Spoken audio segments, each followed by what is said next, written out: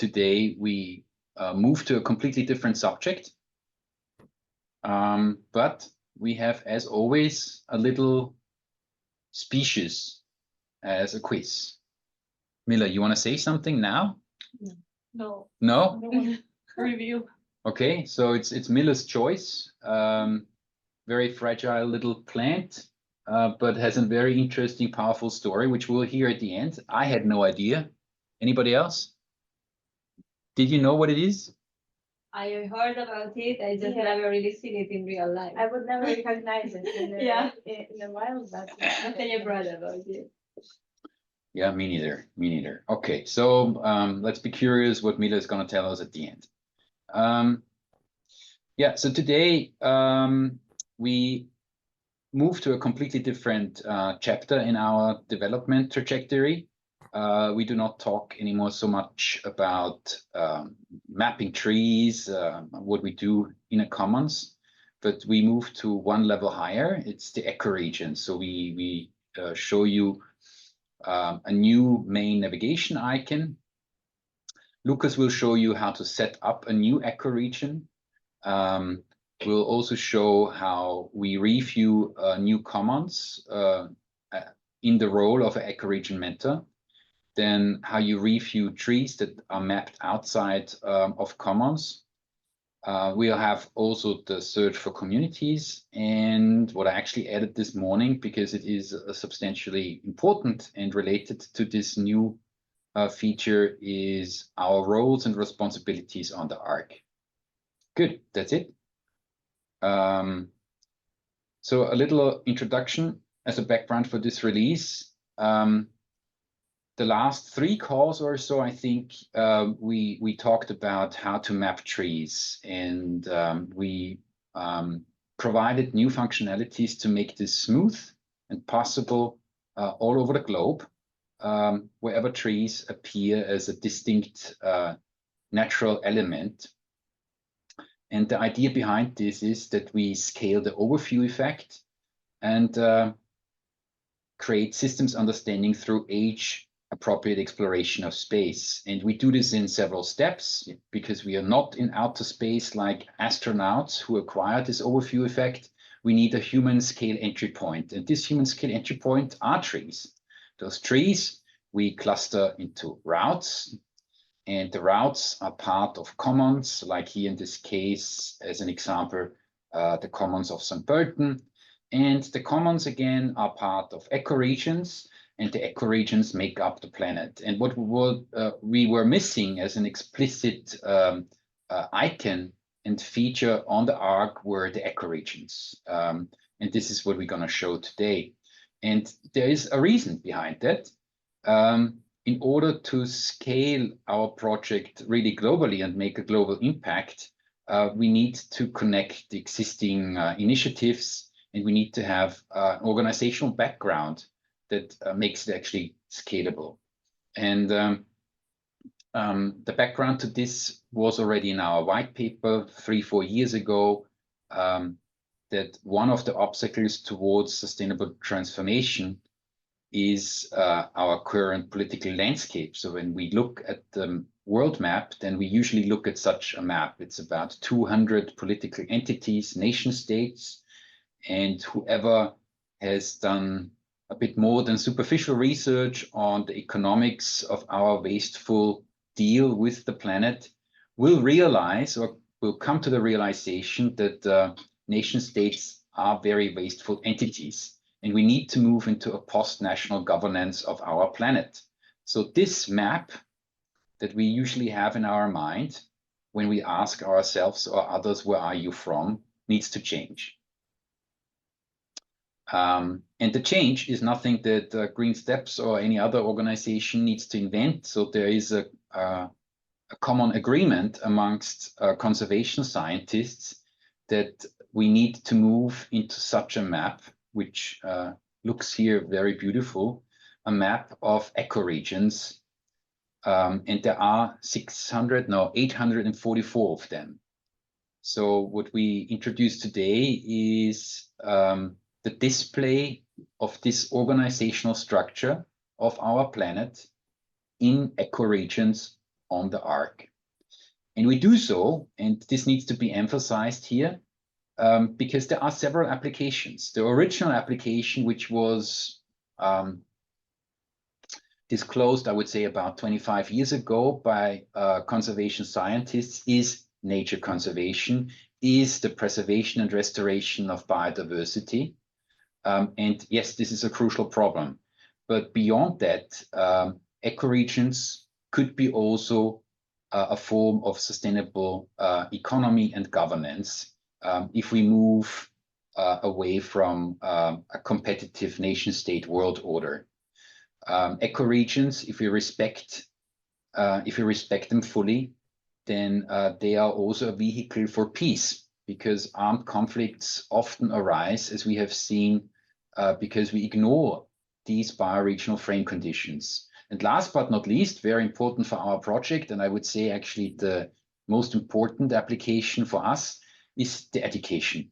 I mean, we need to educate the next generation about ecoregions, and not anymore so much about nation states. Good. So with this as an intro, I hand over to Lucas. So I stop sharing, right? Or you take over directly? Yep. No, I will take over. Let me share. So, I mean, maybe you can still show the next slide. So we have an overview of, we don't have this overview this time. Okay, so let's get started with the new section in the Ark we have added this time, and that's the ecoregions. So let me share my screen.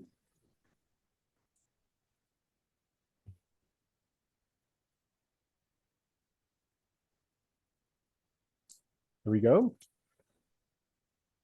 Can you see my screen now? Yes. All right, good. So as always, I started in my profile, in my Ark profile. And on the left side, we have the main navigation menu, where we go from basically the smallest unit to the biggest one. So we start with me. Then we move on to communities. Then we move to commons, which are like a city area. And then we move to ecoregions. That's what Knut has been talking about just a second ago. So let's have a look at how this looks like. Maybe an introduction or a small note first. If you are following the Ark for a while, you know that ecoregions are not a new concept. You might have noticed in your learning space that ecoregion has been always here since the very beginning of the Ark, but we did not have a clear way to view all the ecoregions that are on the Ark and whatever species, specimens, and communities, commons are inside. And we did not have a space for ecoregion mentors to manage or curate whatever is inside. So let's have a look. How does this look like? I move into the ecoregions, and as this feature is very fresh, we've got the first two in here. So let's get started with Western European broadleaf forest, which is where we are in Austria, in St. Pölten. We can see the logo, the name, how many specimens there are, how many commons there are, and how many people are currently in there. Let's have a look inside. And the structure of the page is following the structure of the commons page. So I'm going to move this to the left. And yeah, so we can see the flagship animal as the logo of the ecoregion, a nice banner picture, the amount of impact points generated in there, the amount of specimens. We can still have an overview where we are in terms of geographical and biological separation, not separation, structure of the planet. and the map of the ecoregion. The rest of the structure might be familiar to you. It's very similar to what we have in Commons.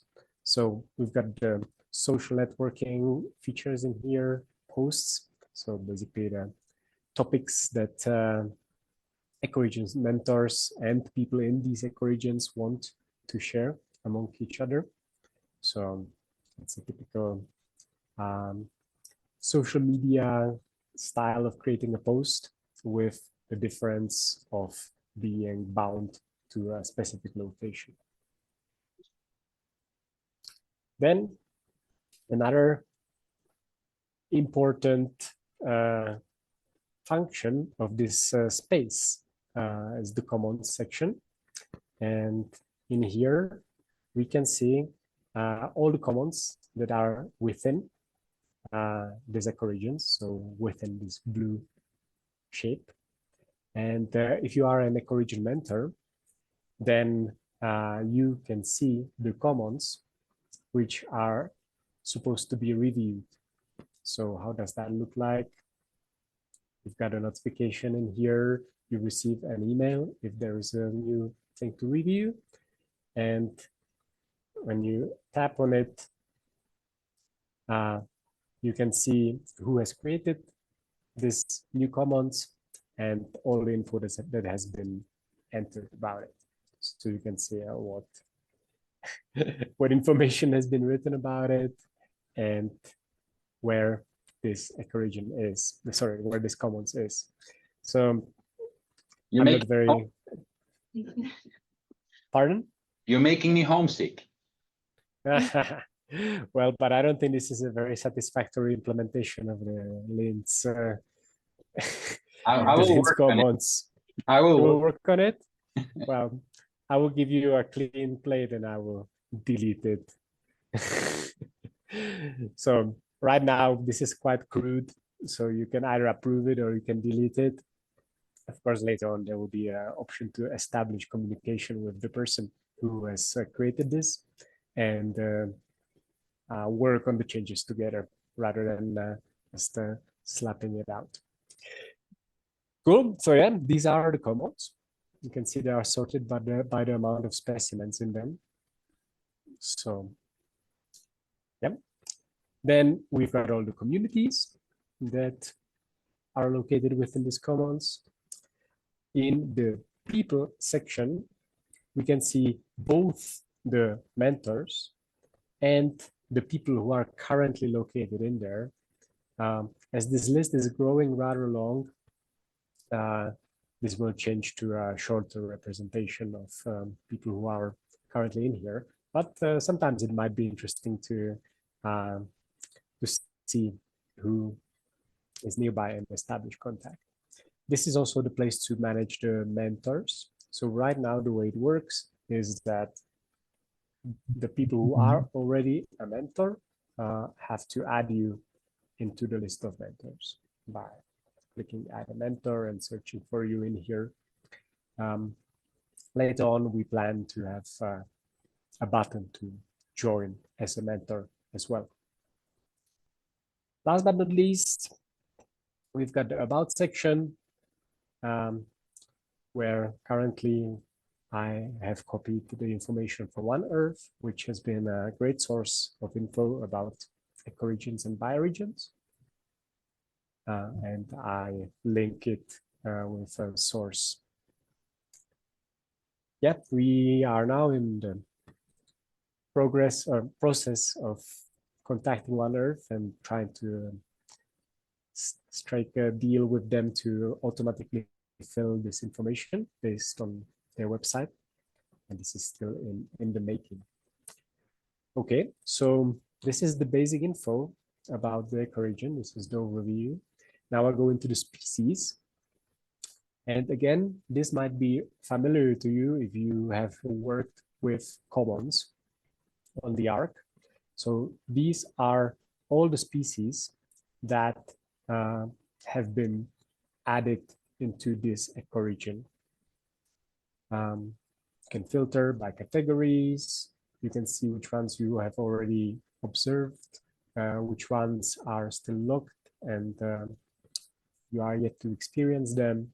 And we've got a way to add new species and to visit help to see what this section is about. And then the specimens tab, which again, familiar if you know commons, and it shows all the specimens that have been added in all the commons in this ecoregion. So that might be quite an overwhelming amount.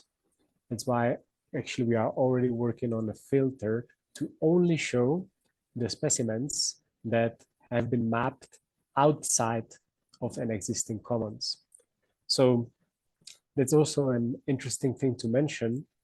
Up till now, until we had this ecoregion section and the concept of the ecoregion mentors, you could only start mapping trees if you already were in an existing commons, or you had to create a commons for that. Maybe sometimes you see an interesting tree when you are on the road and you would like to map it and add it into the Ark. That's when the ecoregions section comes into play, because at this moment, the tree that you map will automatically fall into the jurisdiction of the ecoregion mentor where you map it. So basically, if you map a tree wherever in this huge area here, it will appear as to be reviewed in the list of specimens in here, and the mentor will be notified, or the team of mentors will be notified. There are currently no pending reviews, so we don't see this section in here right now, but it's another section just like discovered and logged.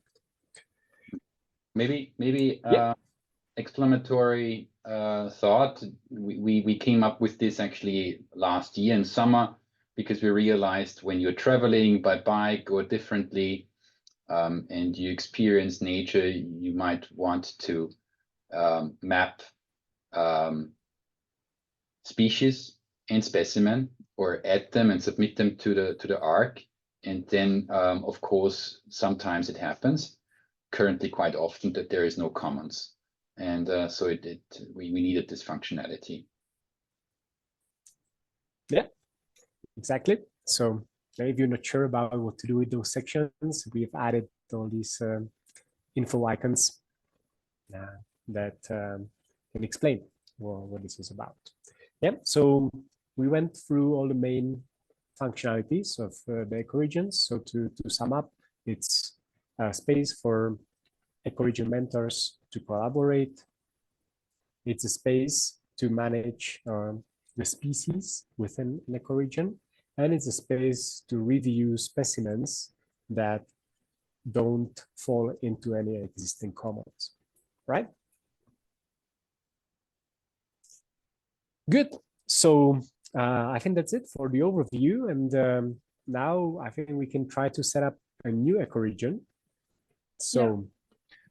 Or maybe just before you do that, would it be possible that you approve the two that have been submitted before we set up a new one? Just approve the two. Is this possible? It is possible. Yeah. So just give me a second. Yeah. So then we see a step in between. So this morning, 2 new ecoregions have been already submitted, and Lucas can approve them now. Then we see basically how this looks like, and then Miller will show us the entire process of submitting a new one. Mm-hmm. Yep. Yeah. So just give me a second, because right now this is then done by the Ark team. I have a special place. And meanwhile, I can also add one more functionality or responsibility. An ecoregion mentor, of course, also moderates. We will see how this unfolds. These things are not very clear yet, but he moderates the ecoregion. So basically, the people that are commons mentors within an ecoregion, if there are questions, then this is the moderating person or the moderating team. Okay, so let me share my screen again, and I'm gonna refresh. So,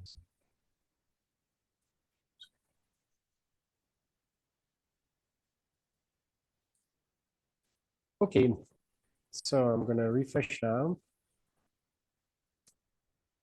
and we can see two new ecoregions in here. So which one should I open?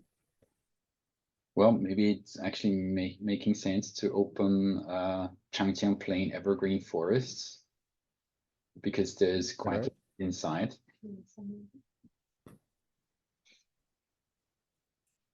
Wow. How I knew the time. Yeah.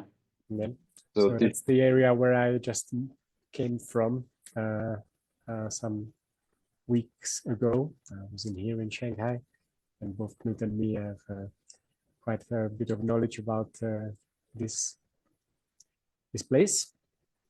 right, it's PA50, and you see also a lot of input points have been created there.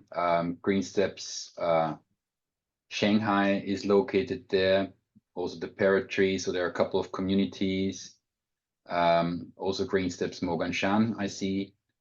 And so this is definitely a very important ecoregion for our project on the other side of the world.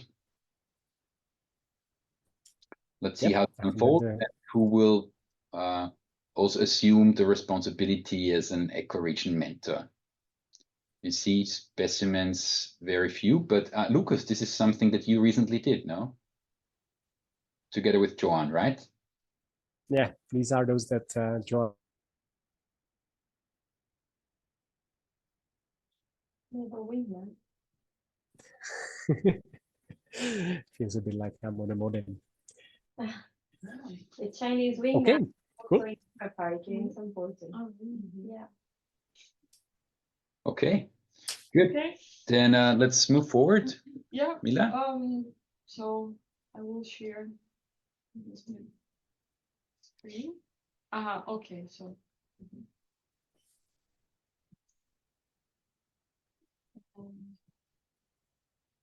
Here we go. So, Yeah. oh, great. So right now I'm in Western European broadleaf forests, but I would like to create a new ecoregion, and for that I will click this button. And so I'm in southwestern Siberia, but the ecoregion is called Kazakh Forest Steppe. And so just a moment. So I will open the web page of the One Earth. Yeah, and we have here the bioregion name. So I will just basically copy and paste it for now. Yeah, so here we go. And I will choose a new logo. I think this one will be good. And yeah. So The Siberian deer it's a deer. is the flagship animal, all right? Yeah, it's Siberian deer. Mm-hmm. And let's see. I find this picture suits really well with the ecoregion where I'm from. So it has some forest and a bit of steppe. Mm-hmm. All right, so that's a landscape image, good. Yeah, and I need to add some description, but I like this one here, which describe the land parameters and also weather conditions. Okay. I think it's good so far, and I just click on submit for review. It's correct. And yeah, so it's right now it's under review. And yeah. Oh. So at this moment, I get a notification, and just give me a second, and I'm gonna approve your new ecoregion, and you can get the mentoring. Region.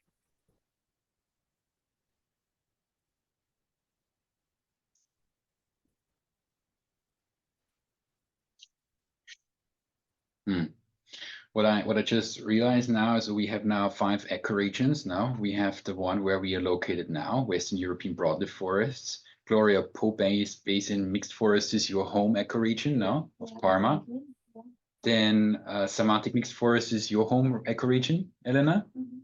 Then Kazakh forest steppe is your home ecoregion, right? Yeah.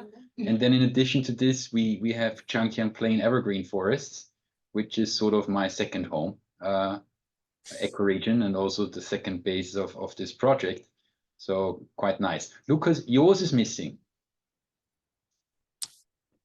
Yours needs to be added because we also. Oh no.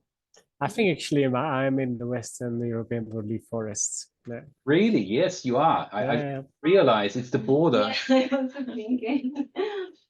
Yeah, but it's at the border. Yeah, it's bordering Central European broadleaf forests. Yeah. Okay. But Emila, if you refresh now, then Okay. it should be all good to go. Yeah. Well, brilliant. Nice. We are all in You the can see that as soon as you create the ecoregion, you become the first mentor by default. Yeah. I will. And so maybe we can open now another ecoregion, like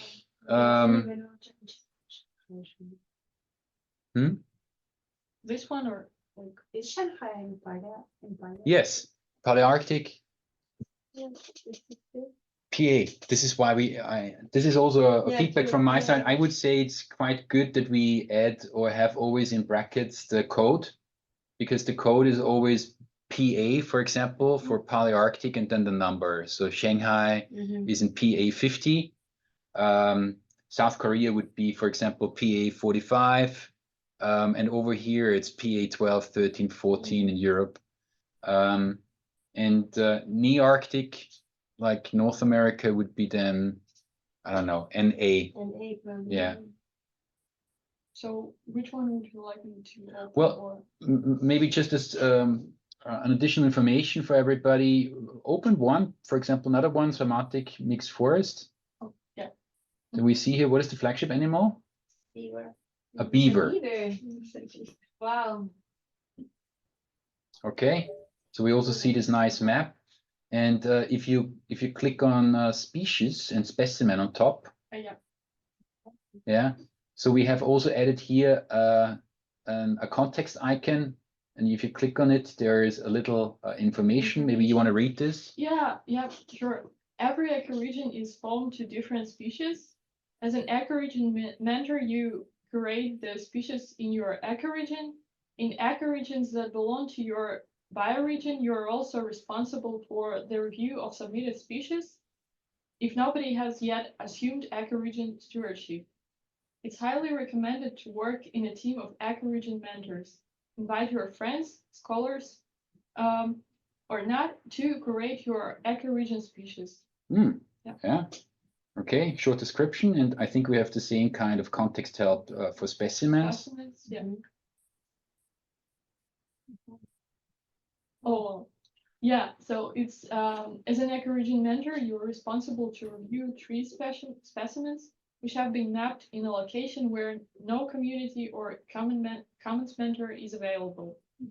So here we have a nicely aligned picture of the green steps arc and overview effect.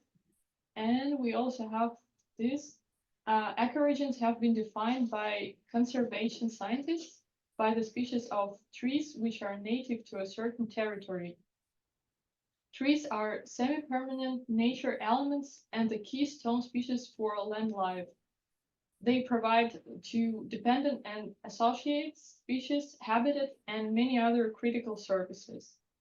As such, they are of extraordinary importance for the health of our ecosystems and serve as human-scale entry points for bioregional education and for acquiring the overview effect. The change of native trees, the tree species, usually indicates the start of a new ecoregion. Mapping tree specimens supports both local nature conservation and environmental education. Well, that's a mission statement, I realize now. No? Okay. Good. Well, that's it, I think, in regard to this new functionality. Lucas, you have one more thing, no, about communities.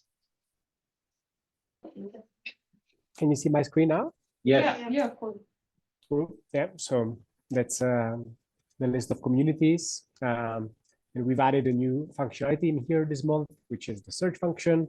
And here you can type the name of the community you are looking for instead of scrolling through the growing number of communities around you. So maybe I'm looking for the keyword of St. Pölten, STP, and I can see all the communities that have STP and name. Or I'm looking for communities that are green. There we go. Wow, a lot of green steps. Cool. So yeah, I think that's it for showing the new things on the Ark. Okay. It's quite a package this month. Looking forward to feedback. Yeah, and it's quite an important one. So it is connected also with our roles, and I will add this topic here. So we discussed what is new. Lucas has shown this, but the question is still sort of like how to qualify as an ecoregion mentor. I say up front, we don't have a fully defined solution to this, but what I present now is rather a suggestion, and we should, as a team of users of using the Ark, we should define how this really unfolds. But I think what I've come up with is not too bad as a starting point. Hello? Yeah. Just a sec, Knut, you've got we see the presenter view on the shared screen, not the full screen view. How is it now? Yeah, that's good. Okay, so how to qualify as an ecoregion mentor? The starting point for our project in terms of qualification was actually the triple focus. So a concept, an alternative concept to PISA that is non-competitive and that tries to qualify people in three realms. So the me as a learner is about intrapersonal intelligence, personal progress and growth. Then the us, the community, is about interpersonal intelligence and collective growth. And it relates very much also to people guiding others. And then the third step is the planet or environmental intelligence, which is also sometimes called systems awareness or systems thinking. So how can we visualize this? And this is what we have tried early on the Ark as well as an alternative to competitive PISA assessments or national assessments. So we have corresponding roles on the Ark. We have the learner on the left side, in this case, the persona Mia and her mother, a child that wants to learn, and the mother that wants to help her doing this. Then we have two guides who guide others into nature and into bioregional awareness. And we have the guardians who protect a piece of land, a territory, who assume stewardship. And this we integrated in our so-called overarching badge system. So you see here that on your learning profile, this is just an overview. As you participate in activities, you grow your bioregional identity and you collect impact points as a learner. This is what you see here. And we have here the impact planets from Mercury to Neptune. Then when you guide others as a facilitator or also as a teacher, then you grow here by collecting badges, but tree badges: poplar, yew, elm, fir, willow, oak, ginkgo. And the last part is basically when you act as a guardian. So you get points when you map a species, a specimen, and here you collect badges that are minerals: copper, malachite, quartz, topaz, zircon, and turquoise. And Valentin made a triple helix out of this. So you see here all the badges. Sorry, I need to go back. You see here all the badges for the planets, for the minerals, and for the trees. So these badges are visible on your learner profile in your own cockpit under the main navigation icon Me.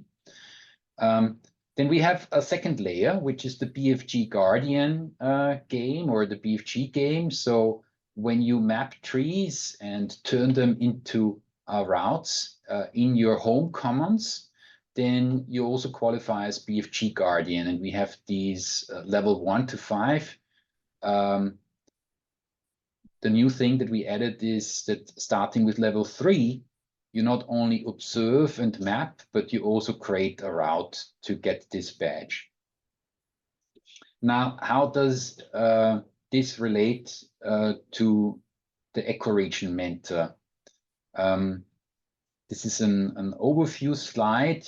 We see here again in concentric circles the learner, the facilitator, the community mentor, the commons mentor, and the ecoregion mentor.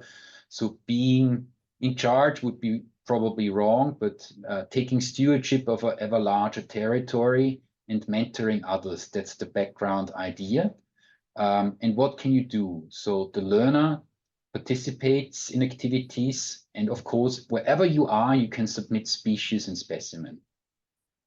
Then the guide is also a teacher or a facilitator. You can create events, you can create quests, you can moderate a class, you can create and activate best practices from our library. If you are a community mentor or principal of a school or a lead teacher of a school, you moderate the learning community and you set together with the team bioregional learning goals. Like, for example, we should learn these species and we should observe these specimens. When you are a commons mentor, you moderate the commons and you curate specimens. So you review them, you check that the level of submitted specimens is good. And when you are an ecoregion mentor, you moderate an ecoregion and you curate species. And the ecoregion mentor is, like Lucas said, always a sort of a fallback role. If there is no commons mentor, if there's no community mentor, then the ecoregion mentor takes over these roles. We have 3 nice badges for this, and they will be in the next few weeks also visible on your profile once you take up such a role. Now the question is, of course, is there a qualification necessary? And my approach would be actually that we keep it as simple as possible. But on the other hand, some qualification might be useful. I created this slide for existing qualifications examples. So we completely respect meaningful trainings that exist in other organizations. These are the badges from the Boy Scouts and badges from the Forest School. All those trainings and qualifications help to connect with nature, and a great number of badges have been developed. We have on the Ark the functionality to integrate those. but we also made our own system of badges, and we have a great 5-step training to become a nature guide. So I thought, how can we combine this? Let's have a quick look also into the nature guide training that mainly was created by John. So there are 5 levels of being a nature guide, 1, 2, 3, 4, 5. And I think it is recommendable for different roles on the Ark to also undergo certain qualifications. For the mentor roles, what I suggest is when you are a community mentor, then be a big friendly giant guardian. Level 3 means 100 observations, 10 mappings, and at least 1 route created, plus having completed the nature guide training level 3. I think it's quite steep, but it can be done. And it requires at least 3 months of experience.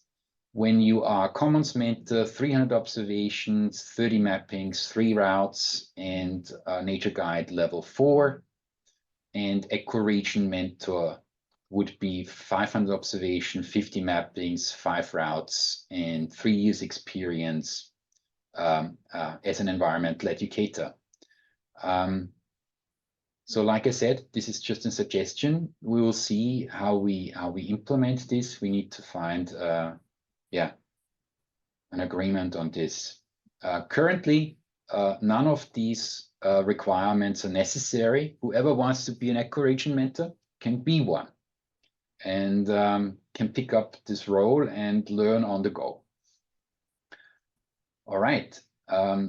So a quick wrap up.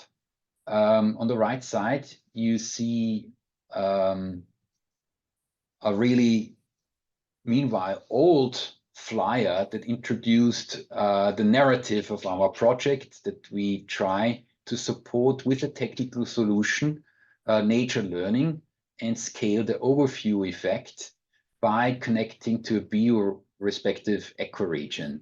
And this is what has been accomplished now on the Ark with this month's release, really in full scale.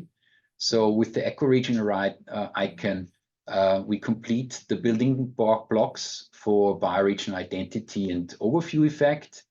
We decentralize commons mentoring. We provide a concept for ecoregion governance.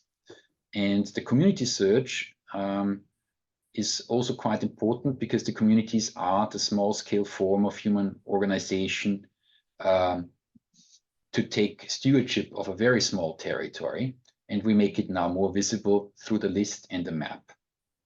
That's it for this part. So I don't think that we're gonna have a lot of Q&A now, but maybe something comes up. Is there anything? Gloria, you have been taking notes. I did, but I think it's more like for later. No, I was. I mean, my question was just like for now. I mean, of course, now we have this ecoregion mentor, but like, okay, if I go for a holiday, for example, in Spain, okay, and I want to map a tree there, and still there is no ecoregion created there. Where is my tree that I have been mapped? Where does it go right now? Because there is no ecoregion created yet, right? Brilliant question. Yeah, so in that case, it goes to the Ark team for review. Yeah. Okay. So it's still you. And then the Ark team will create this ecoregion maybe, or we just approve a tree? Yeah. I think, yeah, they need to create. It depends on the consideration. Yeah. Okay. It really depends. Like right now, recently we've been playing with this idea of bringing a general map view into the Ark. So this is still in the ideation phase, but maybe we can spill the beans a little bit. Could be another navigation icon. So in the left menu, where you could browse like you do on Google Earth through all the content that we have on the Ark. So you could switch by filter, to see commons, communities, ecoregions. You could see all the specimens, you could see all the activities, you could see where people are approximately. So then this would be then the place to view such a tree, right? You would not have to create a commons an ecoregion just because there's one tree in there, but we don't know anyone who would like to take care of it. Yeah, so we still need to decide what's going to be the approach for this. Yeah, and there needs to be a sort of a core team, however we call it, a supervisory board or an advisory board or an assistance support board of people that exactly basically catch Those situations. those situations. Yeah. Right. Yeah. But it also requires that we promote this concept now a little bit more. For example, in the Bosch alumni network, like rather international platforms, where people are interested to actually take up such a role. And then more and more ecoregion mentors will be active, and then the system is, we put the system in place. Let's put it like this. No? Okay. I have one more little, I don't know if it's a little question, but it's something. Like in the slide in which you were explaining about the roles of the different mentors, like we spoke about who is taking who is mentoring, for example, curates specimens and species creation. But here it doesn't say anything about quest, for example. Would quest creation then be connected with specimens, or who is able to create quests? Well, it says here that the quests should be created by a guide. I think this is kind of a natural Quest. Sorry, but I didn't read it. Good. Yeah. But it was my fault. Yeah, I think a quest is a special event. That's what it is. It's a special event, and you need to be a guide to do this. No, so ideally, a person like this, again, like trying to align with the nature guide training concept, should have already nature guide 2, level 2, and this would be desirable. And then you have some experience to create events and quests. Right? Yeah. Yeah. Good. Okay. Yeah, no, it's good to have such questions. It's the question that makes something clear. Okay. Good. Then the next call is scheduled for May 15th.